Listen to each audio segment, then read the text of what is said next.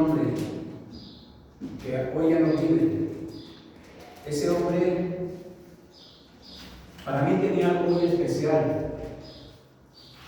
Durante algunos años seguí, conocí a su familia. Durante algunos años lo vi a él, a veces lo vi, pocas veces lo vi llorar a este hombre que ya no está entre nosotros, pero algo que siempre vi en él fue una tremenda fe. Este hombre tenía una fe que solamente la puedo hoy explicar, una fe en la palabra de Dios, una fe en Dios y una fe que la Biblia, la palabra de Dios, la muestra desde el Génesis hasta el Apocalipsis, y la Biblia dice que esa es la clase de fe que proviene de Dios, y por lo tanto, como proviene de Dios, es una fe sobrenatural. La Biblia, el apóstol Santiago la describe como una fe viva, porque el apóstol Santiago habla, enseña acerca de una fe muerta. Y quiero hoy compartirte, hermano, acerca de esa fe muerta que dice Santiago, esa fe muerta que es evidente, esa fe muerta. Fe en la Biblia o en un diccionario secular, fe se refiere a creencias. También se puede entender como creencias, como costumbres, como tradiciones y otros conceptos que definen la fe. Probablemente algunos de nosotros o algunos tal vez de algunas familias crecieron o recibieron una fe por herencia por sus padres, o tal vez la adquirieron en el paso de los tiempos, pero la Biblia describe constantemente que hay solamente una fe verdadera, que solamente hay una fe viva, que solamente hay una fe que proviene de Dios. Y bueno, antes de entrar a este punto, quisiera mencionarte algunos aspectos, porque probablemente, muy probablemente, puede haber entre nosotros aún más. Yo me atrevería a asegurar que aquí entre nosotros hay personas jóvenes o adultos, hay personas que probablemente, muy probablemente o muy seguramente están viviendo o ejerciendo o practicando una fe que no es verdadera, una fe que no enseña la Biblia, y por lo tanto esa clase de fe es una fe muerta, o es religiosa, una fe religiosa, y entiéndase religiosa, actos religiosos, actos que tienen que ver no con Dios, sino actos religiosos. No, una fe, y esa clase de fe, una fe muerta, es una fe humana también, porque proviene de nosotros. Hay personas que a veces dicen, y es que yo tengo mucha fe, antes proviene de ti, y por tanto es una fe que humana, porque sale de ti. No, yo tengo fe, esa fe falsa o esa fe estéril. Hay una fe que es estéril, hay una clase de fe que es estéril porque no produce nada, no puede dar vida, por eso es estéril. Por eso hay personas en el mundo, ha habido personas y sigue habiendo personas y habrá personas en el mundo o naciones enteras que tienen y practican una fe que es estéril, no produce vida ni nada de beneficio a la gente, no proviene. Por tanto, esa clase de fe que el apóstol Santiago dice, hablando de esa fe muerta, no proviene, no puede provenir de Dios. ¿O sí? No, del Dios de la Biblia no, porque el Dios de la Biblia es el Dios vivo, el Dios santo, el Dios perfecto, el Dios que todo lo que ha hecho en su tiempo, por ejemplo, hablando de la creación, cuando Dios hizo su creación, ¿cómo hizo su creación? Dice la Biblia, la hizo perfecta. Ahora está corrompida. Hemos corrompido el ser humano en nuestro pecado. Hemos corrompido los lagos, los mares, el bosque. Es más, hasta la misma creación de Dios la hemos corrompido. ¿A poco no? Bueno, hace tiempo, no sé ahora, pero hace tiempo salía una revista donde sacaban animales, ¿verdad? Los animalitos que los cruzaban uno con otro. ¿De qué salían? Salían, pues, cosas sumamente ¿cómo se dice? Sí. Pero ¿quién hizo eso? ¿Quién hacía esas cosas? ¿Esos experimentos o esas cosas quién? ¿El ser humano? Dios no. El ser humano destruyendo, el ser humano pecador, alejado de Dios, buscando su propio beneficio. Bueno, es muy común, ya es muy común estar constantemente viendo cómo el planeta se está destruyendo, ¿verdad? Estamos destruyendo el planeta, ¿verdad? Es muy común. Y bueno, qué bueno, gracias a Dios por las personas que se dedican a cuidar el planeta, que están haciendo esfuerzos para cuidar la fauna, los bosques, los ríos, etcétera, etcétera, ¿no? Eso es bueno, qué bueno que haya personas. Pero en la Biblia tenemos tantos ejemplos, no solo de esa clase de fe muerta que les acabo de escribir, porque dice la Biblia que inclusive en el tiempo del Señor Jesucristo, cuando Él anduvo en su ministerio público, ¿verdad?, se encontró con toda clase de personas. Se encontró con una cultura diferente, es cierto, con diferentes culturas, pero también se encontró constantemente con gente que expresaba una fe, o que decían expresar una fe verdadera, pero en realidad era una fe estéril, muerta, o una fe que no proviene de Dios. Por eso el Señor Jesús constantemente confrontó para su beneficio, no para destruirlos, confrontó a los religiosos de aquellos tiempos, confrontó a la gente que estaba expresando o practicando una fe que no era viva. Y por eso debemos, el tema el tema que quiero, hermanos, compartirles es esa fe o la clase de fe que abre la puerta del poder de Dios. Esa fe verdadera, esa fe que dice la Biblia, y especialmente en aquel capítulo famoso de Hebreos capítulo 11, ¿verdad?, que nos muestra personas que vivieron en la antigüedad, pueblos, en ocasiones pueblos enteros, familias enteras, esa clase de fe que Dios apremia porque proviene de Él y es la clase de fe. ¿Recuerdan la lectura bíblica? En Mateo capítulo 15 acabamos de tener esta lectura, y entonces el Señor Jesús se encuentra con una mujer que tenía un problema, pero esta mujer no era judía, pertenecía a otra nación, y cuando se acerca esta mujer al Señor Jesús, seguramente temerosa porque sabía que Jesús era judío, y por eso el diálogo cuando el Señor Jesús le dijo, no está bien echar el pan, ¿verdad?, a los perrillos. Pero ¿qué dijo esta mujer? ¿No? Sí, Señor, pero también los perrillos tienen derecho de comer de las migajas que caen de la mesa. Y el Señor Jesús engrandeció esa fe porque dijo, mujer, grande es tu fe. Y conforme a esa fe vino la sanidad a su hija, ¿verdad? Esa es la clase de fe que abre la puerta del poder de Dios. Esa es la clase de fe, hermano, que Dios espera de nosotros. Una fe, no religión, una fe que tiene que ver, por ejemplo, en la actualidad.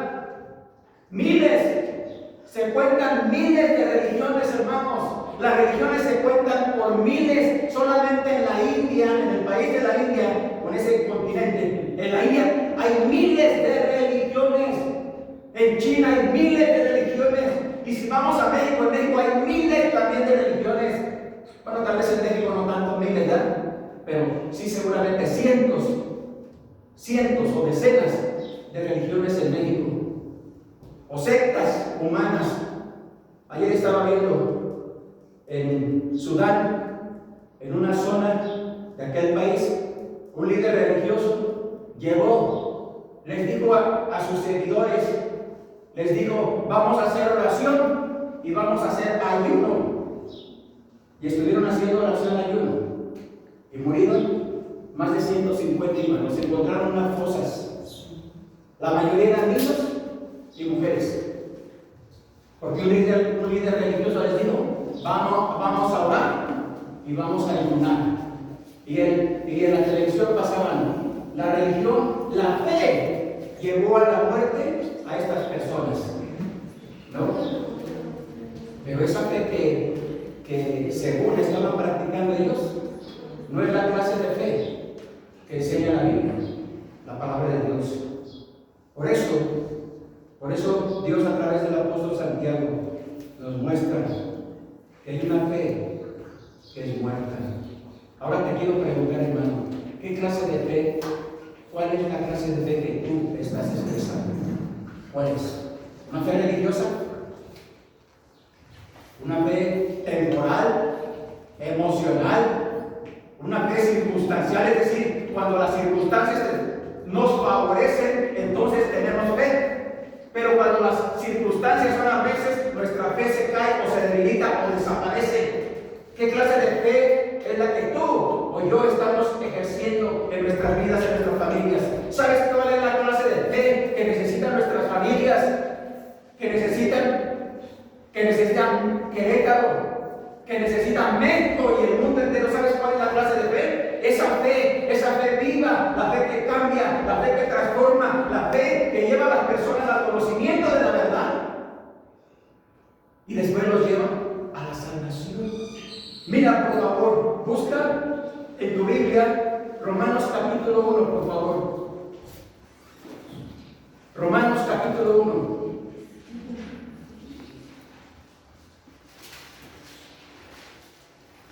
Y leamos en voz alta solamente unos versículos.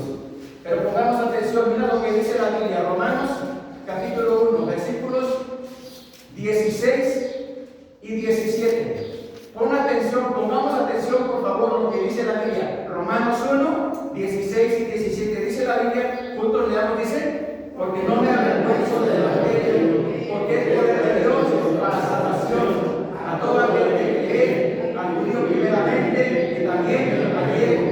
Porque en el evangelio la justicia de Dios se revela por fe y para fe, como está escrito: mas el justo por la fe. Hay una sola fe que salva.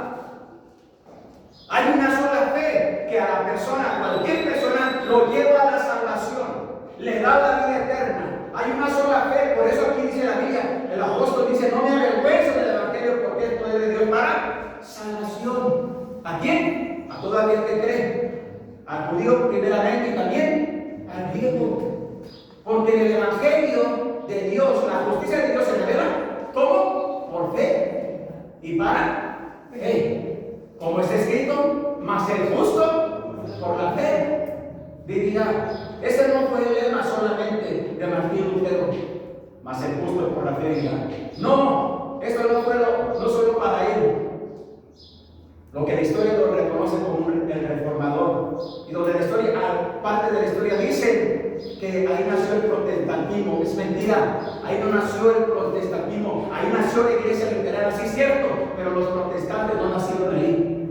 Pero esta es la clase de fe, una fe verdadera, número uno, que proviene de Dios.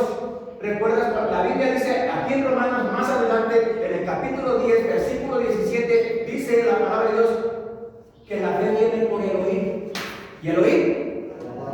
Por lo que la gente dice, por lo que las costumbres o las tradiciones. Por lo que siento en este momento, me siento contento y entonces viene por eso. No, la fe viene por el oír, y el oír por la palabra de Dios. ¿Sabes qué, hermano? Cada vez que vamos a la Biblia, cada vez que cualquier persona, hombre, mujer, joven, vamos a la Biblia, estudiamos la Biblia y le creemos a Dios, entonces lo que está sucediendo es que nuestra fe se está fortaleciendo, está creciendo. ¿Sabes por qué? Porque eso es lo que hace la Biblia. Cuando nos alimentamos de manera correcta, cuando nos alimentamos de la palabra de Dios, bueno, la misma Biblia dice que de la abundancia del corazón hablará ¿qué? La boca. Por eso a veces, hermano, hay personas que solamente hablan de ciertos temas o cosas, y es fácil saber, ¿no? ¿En dónde está su corazón? ¿O no? El que nada más está hablando de fútbol, ¿dónde está su corazón? El fútbol. El que nada más está hablando del celular, ¿dónde está su corazón? El celular. El que nada más está hablando de las novelas, o de las, alguien decía de las churronovelas, algunas están buenas, ya decían, no están buenas, las antiguas, no las más nuevas ya no. El que nada más está hablando por eso de lo que hablamos es lo que hay en nuestro corazón. Cuando hay una persona, hay personas que no quieren hablar de la Biblia, ni que les hablemos de la Biblia, que no quieren hablar de la oración, ni tampoco quieren orar, que no quieren escuchar acerca del evangelismo, de llevar el mensaje de salvación a otras personas. ¿Qué hay en su corazón? ¿Es difícil saber? Claro que no es difícil saber, porque la Biblia dice que de la abundancia del corazón habla la boca. Quiero felicitar a aquellos hermanos y hermanas que han estado orando, que han hecho de la oración, hagamos de la oración una bendición. Porque si no hacemos de la oración una bendición, ¿sabes qué va a ser? Una maldición. Hagamos de la oración una bendición. Y felicito a los hermanos y hermanas que han estado orando. La hermana Cherito estuvo orando por mí, supo que estaba malo, ¿verdad, hermana Cherito? ¿Sí? Supo que estaba malo y estuvo orando por mí y lo agradezco. Y todos los que han hermanos o hermanas debemos orar unos por otros, pero también debemos orar por las personas que están necesitadas. ¿Sabes cuántos huérfanos hay en el mundo? Millones en el mundo. Y muy probablemente muchos de ellos necesitan comida, hogar o algo. Necesitamos orar por ellos, pero también necesitamos regalar, si es posible, ayudar a alguien de ellos, ¿no? Porque también eso dice la Biblia, ¿no? Si tu hermano tiene hambre, dale de comer. Si tiene sed, dale de beber, ¿no? Y si hay algunas áreas de nuestra vida o cosas que podemos ayudar, hay que ayudar. Bueno, es cierto, aquí en Querétaro, si en cada semáforo le diéramos a alguien un peso, nos quedaríamos pobres, ¿verdad? Porque en cada semáforo hay 3, 4, 5. Si no es una mujer, pues son 3 o 3 mujeres o 1, y así no la llevaríamos. A lo mejor no sería suficiente, pero sí debemos constantemente ver la necesidad que hay en nuestro alrededor y tratar de ayudar, orar. Señor, ayúdanos a ver la necesidad de otros también. La Biblia dice, en el Antiguo Testamento, la Biblia dice que en una ocasión el pueblo de Israel, por orden de Dios, después de sacarlos de Egipto, Dios les había prometido una tierra en la cual fluye leche y miel. Dios les dijo, les voy a llevar una tierra abundante, donde van a tener todo en abundancia, ¿verdad? Y entonces la Biblia dice que cuando llegaron ahí se encontraron con dificultades, y dice la Biblia que al entrar a una de las primeras ciudades que entraron, la ciudad se llamaba Jericó, y Jericó llegó a ser una ciudad muy grande, una ciudad amurallada. Los muros que rodeaban para proteger la ciudad, los muros probablemente dicen que probablemente medían de altura cerca de 20 o 30 metros de altura. Y el muro era tan ancho y tan grueso, los muros eran tan anchos que podían andar varios carruajes para vigilar la ciudad. Pero la Biblia dice que Dios le dijo a Josué, le había prometido a Israel que les iba a dar toda esa tierra por posesión. Y mira lo que dice la Biblia. Dios le dijo a Josué, los muros de Jericó van a caer. Y mira, el método de Dios, porque el método de Dios no son nuestros métodos, los caminos de Dios no son como nuestros caminos. Cuando vamos a la Biblia, cuando vamos a la palabra de Dios, cuando Dios dice algo, debemos estar conscientes que si Dios dice algo, tenemos que hacerlo al pie de la letra. Porque si no, no viene el resultado. Eso dice la Biblia, ¿no? Imagínate, Josué sabía sobre la milicia. Josué sabía sobre la milicia, sobre cómo pelear. Y cuando Dios le dice, vas a rodear los muros de Jericó, los vas a rodear. El primer día vas a dar una vuelta. El segundo día vas a dar otra vuelta. Bueno, no, tú solo no. Vas a llevar a los sacerdotes, vas a llevar el arca y van a ir en este orden. Y el último día, el séptimo día, no vas a dar una vuelta. Lo vas a rodear 7 veces. Y después de rodear los 7 veces, el último día vas a hacer sonar las trompetas, porque llevaban trompetas. Fue la orden de Dios. Y la Biblia dice que cuando hicieron todo y dieron las vueltas y rodearon, y después del séptimo día y sexto día, las 7 veces, y tocaron las trompetas, y la Biblia dice que los muros de Jericó, ¿sí lo has leído? Los muros de Jericó cayeron. ¿Sabes por qué cayeron? Porque Dios Y eso es fe. Eso es fe. Y entonces entraron y conquistaron Jericó. Yo me atrevo a pensar, hermano, que hay en nuestras vidas muros que ahí están. Muros que son un obstáculo para llegar a las promesas de nuestro Dios, para alcanzar la victoria que nuestro Dios nos quiere dar. Esos muros ahí están. ¿Y sabes por qué no nos vencen? Porque no le estamos creyendo a Dios, o no estamos siguiendo el método de Dios. Queremos hacerlo a nuestras fuerzas, queremos hacerlo a nuestra manera, queremos hacerlo bajo nuestros principios o nuestra sabiduría, y lo único que encontramos, hermano, lo único que vamos a encontrar va a seguir siendo eso, una fe muerta. No van a caer esos muros. ¿Por qué? Porque no estamos confiando en el poder de nuestro Dios. La Biblia dice que David venció al gigante. Antes de ser rey, David venció al gigante. A ese gigante lo venció cuando todos se acobardaron. Pero ¿sabes por qué David venció al gigante? ¿Sabes por qué? Porque Dios se lo había dicho ya. Dios se lo había prometido. Y David fue confiando no en él, ni siquiera que podía confiar en él. Humanamente hablando, ¿a poco no? ¿Cómo era Goliat y cómo era David? ¿Eran del mismo tamaño? ¿Verdad que no? Goliat era un gigante, era un filisteo de una de las tribus de los filisteos, de las tribus de los gigantes, y nos dice la Biblia que él hacía alarde, burlándose del pueblo de Dios, burlándose y desafiando constantemente. Por 40 días estuvo saliendo en ese campamento que estaba y desafiando a Israel. Ni siquiera Saúl, que era el rey y que era no de su tamaño, pero más grande que David, ni siquiera David, ni Saúl. Mira, si Saúl como rey hubiera tenido la dignidad, hubiera muerto como un héroe, ¿poco no? Como rey, él hubiera dicho: yo soy el rey, póngame la armadura y yo voy a pelear contra ese gigante, aunque hubiera muerto. Hubiera sido más digno morir, ¿poco no? Pero ni Saúl quiso. ¿Qué hizo Saúl? Bueno, le quisieron poner su armadura de Saúl a David. ¿No? Ya me imagino a David con la armadura de Saúl, ¿verdad? Le arrastraba, le pesaba. ¿Te imaginas el casco? Yo creo que el casco no lo dejaba ver a David, ¿verdad? Cuando quisieron vestirlo con la armadura de Saúl. Pero la Biblia dice, hermano, que David venció al gigante porque David le creyó a Dios. Te pregunto, ¿hay gigantes en tu vida?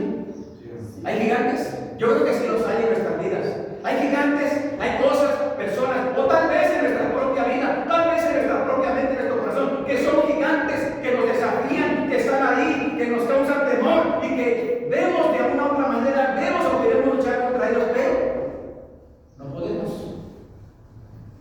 No podemos, o no queremos. David lo venció porque Dios se lo dijo. Y Dios le dijo: tú lo vas a matar y vas a cortar su cabeza y vas a ser rey sobre Israel y vas a gobernar a mi pueblo. Porque David hizo esto antes de ser rey.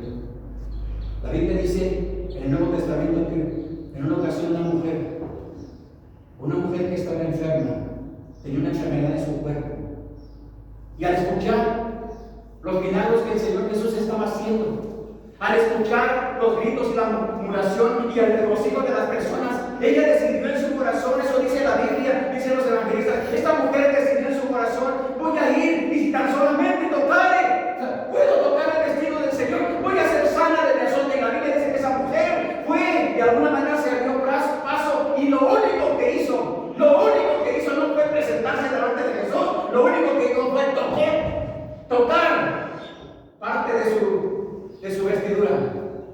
Y la Biblia dice que en ese momento fue sanada, se sanó.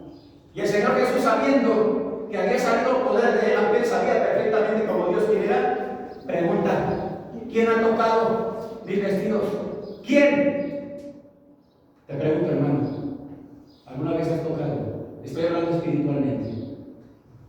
¿Alguna vez has tenido la oportunidad de tocar al bendito Salvador, o por lo menos su ropa? ¿Sí has tenido? Sí. Déjame decirte que sí hay oportunidad, no de tocarlo físicamente, pero por medio de la fe, Y a través de la fe, decir, Señor, gracias.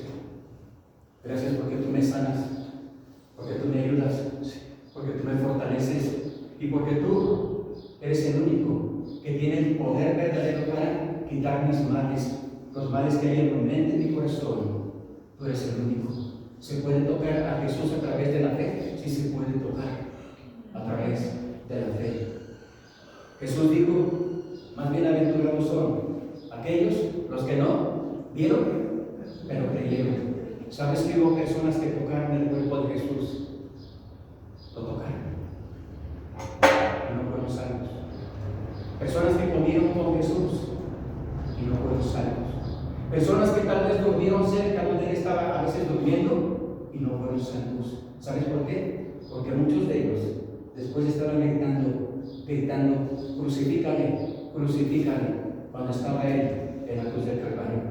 Hacían burla de él, mofa de él, no reconociéndolo como Dios ni como el Cristo. Hoy día, hermanos, podemos llegar a través de la fe.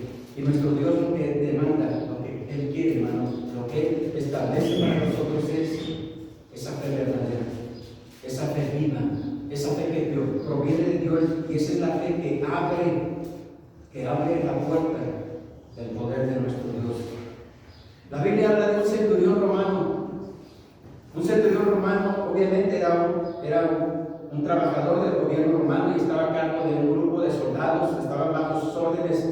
Y la Biblia dice que un siervo de él estaba enfermo, a punto de morir o muy grave, y sabiendo de Jesús mandó a uno de sus servidores y le dijo, vayan por Jesús. Pero cuando ya estaba cerca, Jesús iba con ellos, le dijo, no soy digno de que entres en mi casa, solamente di la palabra y mi siervo va a ser sanado. Y Jesús se sorprendió, el Señor Jesús, y dijo, ni aún en Israel he hallado tanta fe. Y ese hombre declaró, yo soy hombre puesto, es como romano, si tengo hombres bajo mi autoridad y digo ve y haz esto y aquel haz lo otro. Y por tanto, le dijo a Jesús, solamente tú di la palabra y él va a ser sanado. Y Jesús, el Señor Jesús, ¿qué hizo? Así sea. Así como tú creíste, te sea concedido. Y su siervo sanó. El siervo de Siloé. Jesús le dijo a ese hombre que estaba ciego, puso lodo en sus ojos y le mandó y ordenó, ve al Siloé y lávate.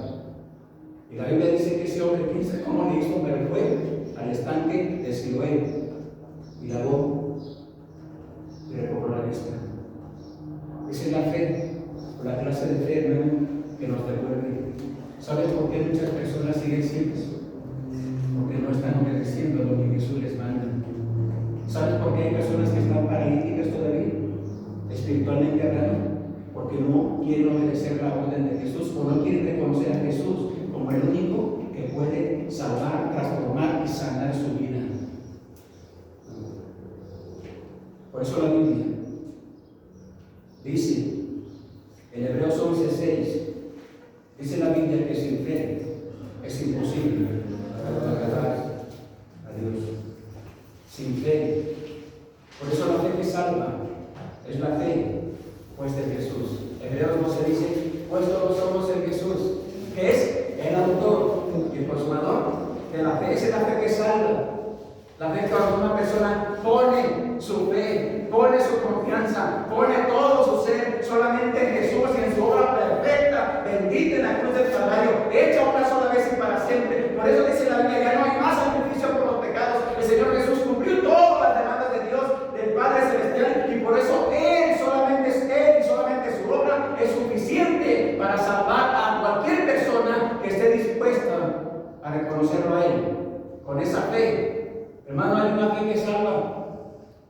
Solo hay una fe que salva. Y es la fe puesta en Jesús, el Hijo de Dios. Porque tiene que ver con su obra y con su resurrección. Dice Pablo cuando escribe a los Corintios, si el Señor Jesús no hubiera resucitado, vana sería nuestra fe, ¿no? Vano sería lo que damos, comamos, bebamos, porque mañana moriremos. pero bendito sea Dios y bendito sea el Señor Jesús que resucitó de la muerte. Y no solamente resucitó, ¿sabes qué dice la Biblia? Que venció a la muerte y a aquel que tenía el imperio de la muerte, esto es, al diablo. Él lo venció, y por eso cada persona, y por eso por la gracia de Jesús, cuando ponemos nuestra fe en Jesús, entonces recibimos por su gracia el regalo de la vida eterna. Y por eso dice la Biblia que hemos pasado de muerte a vida. Ya no hay ninguna condenación para los que están en Cristo Jesús, los que no andan conforme a la carne, sino conforme al Espíritu. Por eso, hermanos, tenemos la gran bendición y la gran oportunidad de descansar en esta fe que es verdadera, esta fe que es digna, esta fe que abre la puerta por las puertas, ¿no? Por la gracia de Jesús, y podemos llegar al trono de la gracia con confianza y decirle: Dios, gracias. O también podemos llegar y decirle: Señor, necesitamos esto, necesitamos tu ayuda, necesitamos tu poder, necesitamos tu misericordia, necesitamos lo que necesitamos. El Señor, ¿qué dice el Señor? Que si pedimos, pedid y se os dará, llamad y os servirá, ¿no? Cuando pedimos correctamente, Él está dispuesto a abrir las puertas para darnos lo que realmente necesitamos. Quiero, hermano, terminar con esto diciéndote lo siguiente. Esta es la clase de fe que abre la puerta de la presencia de Dios, pero también de su poder. ¿Recuerdas cuando la Biblia dice, el Señor Jesús dice: yo soy la puerta, ¿no? El que por mí entrar, hallará, ¿será qué? Será salvo. Eso dice: será salvo y hallará pastos, y entrará y saldrá y hallará pastos. Jesús es la puerta. Amén. ¿Verdad? Para la vida eterna, para la salvación, pero también para que el poder de Dios venga a nuestras vidas, o esté en nuestras vidas, y poder vencer cualquier adversidad. Bien, hermanos, como ya hemos visto, quiero preguntarte una vez más: ¿cuál es la clase de fe que tú estás experimentando? ¿Una fe religiosa? ¿Una fe muerta? ¿Una fe estéril? Horas y horas y horas y no pasa nada. Lees y lees tu Biblia y no pasa nada, ¿no? Y quieres a veces hacer algo para Dios, pero siempre encuentras tropiezos o adversidades o dificultades. Una fe temporal, pasajera.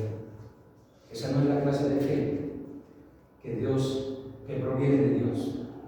Así que te animo, mi amor en Cristo, y quiero pedirte, por favor, una vez más, vamos a hacer una oración. Por favor, vamos a hacer una oración ahí en tu corazón. Y yo quiero hacer una oración. Primero, quiero hacer una oración. Si hay alguien aquí que no tiene esta fe que salva, esta fe que viene de Dios, y esta fe que nos salva del pecado, de la muerte y de la condenación eterna. Si hay alguien aquí que no tiene esta clase de fe y la quiere tener, hoy es el día. Puedes tenerla, puedes recibirla. Es cuestión de que lo quieras y que digas: Dios, yo quiero tener esta clase de fe que es viva, que me salva, que me limpia, que me perdona y que me da, que promete darme la vida eterna. Si hay alguien en este lugar, a mí me gustaría orar por usted. O si usted ya tiene esta clase de fe, pero no ha estado confiando plenamente, pues dile en tu corazón a Dios: Señor, ayúdame a experimentar esta fe viva, esta fe que proviene de ti, y esta fe que produce, que tiene poder para que yo ande en ella, para que yo viva en ella. Me gustaría preguntar: ¿hay alguien que no tiene la fe viva y le gustaría tenerla? Quiero orar por usted. Si hay alguien, levante su mano y yo solamente quiero hacer una oración por usted. Levante su mano y yo solamente, mi oración no lo va a salvar. Mi oración no es algo mágico. Yo solamente quiero gozarme, quiero alegrarme. Si hay alguien que dice, yo no tengo esta clase de fe, yo no sé si el día de mañana muero, ¿dónde pasaré la eternidad? No tengo la seguridad de la salvación. Por tanto, yo quiero tener esta fe que salva y que le dé la tranquilidad y la paz y la seguridad de que cuando muera estaré con Dios por la eternidad. ¿Habrá alguien? Quiero orar solamente. ¿Habrá alguien? Si no hay nadie, vamos a orar.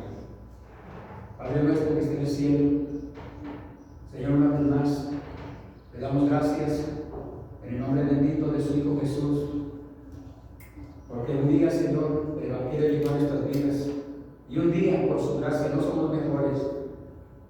Un día fuimos rescatados de esa fe vana que teníamos, de esa fe hueca que teníamos, de esa fe religiosa que pensábamos que era lo mejor, pero no. Un día llegó a nuestras vidas el Evangelio y por su gracia fuimos lavados, fuimos perdonados, fuimos redimidos por la sangre bendita de Jesús, y entonces vino a nuestra vida la salvación y la vida eterna, Señor.